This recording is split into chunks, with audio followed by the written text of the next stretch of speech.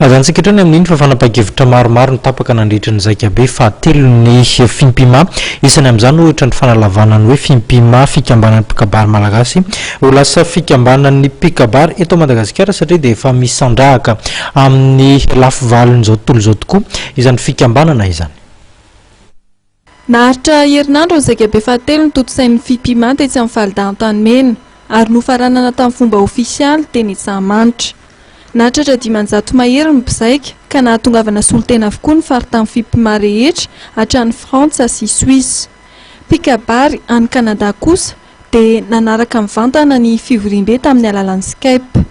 Tapaka nandritra ny Zakabe fa lasa fikambanan'ny mpikabary malagasy no fiantson'ny fimpima manomboka izao fa tsy fikambanan'ny mpikabary eto Madagasikara toy ny teo aloha satria dia efa miparitaka hatrany Ampitondranomasina mpikambana. Nandritra ny Zakabe izay nitarihan'Andriamatoa Ranjatoery Arilala no nanaovana fifidianana izay ho filoha nasionaly fimpima ka lany fanotelo ny tantana ny fikambanana indray manomboka izao ka hatramin'ny taona 2014 Ramatoa Anitry ny Ainandrem-Boavonjy Ravoamalala. Teo Antsahamanitra no nanaovana ny fianianana.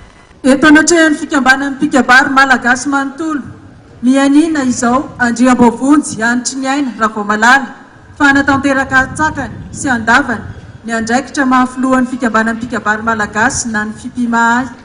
Mianina koa fa hanokana ny heriko rehetra iarovana sy hanamafisana ny mahatokana ny fimpima, anaja sy hitandrina ny satafototra sy ny fomba fiasanaty ary ny rafitra tanatohatry ny fimpima, hikatsaka hatrany izay anatrarana ny tanjona sy ampiarana amin'ny filamatry ny fimpima. Ela velona ne Madagasikara sy ny teny malagasy. Ela velona ne ny fikambanan'ny mpikabary malagasy.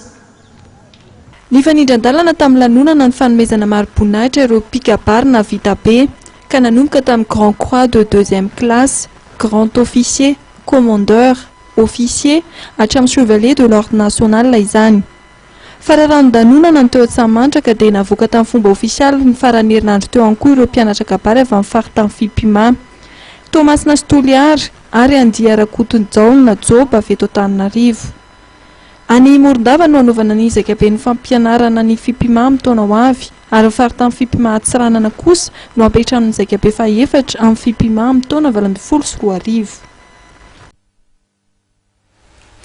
Iny vaovao manasongadina ny sotoavana mahamalagasy ihany koa tompoklasy tokovavy no isorako anao nanaraka hatramin'ny farany fampalalamba vao tao anatin'izay minitra maromaro izay anasananao ihany koa anaraka ny toy ny fandarana eto amin'ny fahita lavitra ma TV metraka ny veloma mandrapitafa ao manaraka indray veloma marto.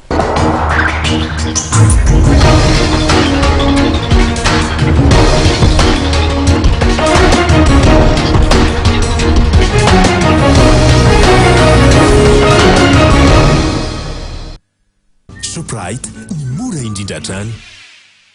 Vous présente la météo.